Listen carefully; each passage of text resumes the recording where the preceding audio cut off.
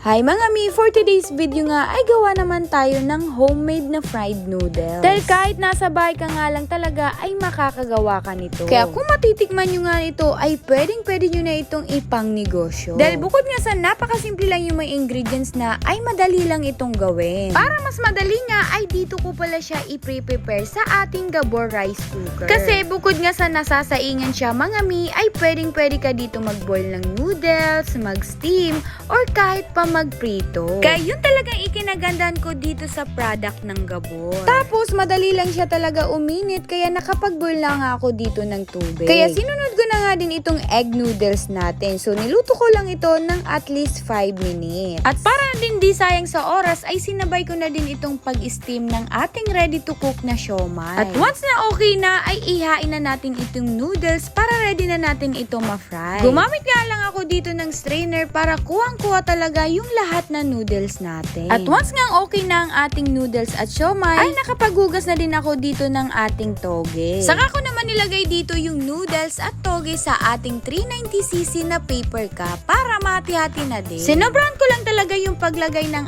ating toge. Kasi bukod nga sa mura ito at masustansya, nakakadagdag din ito sa crispiness lalo na sa pagnuya natin. At nung una kong antikim sa Hong Kong fried noodles sa isang stall, ay na-amaze na talaga ako sa lasa niya mga mi. Dahil sa lumpia ko lang talaga nakasanayan na makakain ng toge. Kaya napag-isipan ko na pwede naman pala talaga siyang ibagay dito sa ating noodles. Mas lalo nga akong namangha dito na kaya pala fried noodles ang tawag dito. Dahil priniprito pa pala ito. O diba, ang daming eme-eme nito talaga guys. Pero sure talaga akong masarap ito kapag priniprito. Lalo na para maluto na din yung toge natin, diba? Ang sinunod ko na nga ang ginawa dito ay nagprito na din ako ng lumpia. Itong lumpia pala natin ay yung naka-ready na, yung nabibili lang sa mga meat shop. Kaya naman kung nagbabala ka nga magnegosyo ng fried noodles, ay mas mapapadali ka na talaga sa panahon ngayon dahil may nabibili na talagang mga naka-ready to cook na. So ayan na rin na nga ang ating fried noodles kaya nilagyan ko na siya dito ng ating mga toppings gaya nitong siomai at itong lumpia. Pero nakadepende pa rin sa inyo kung ano pa bang idadagdag na toppings nyo. Pwedeng egg, teriyaki o kaya naman dumpling. Tapos ang maganda nga sa fried noodles mga mi ay may iba't iba siyang mga sauces na pagpipilian. Pero dahil homemade nga lang itong ginawa ko ay yung takoyaki sauce na lang ang sinos ko dahil yun ang available sa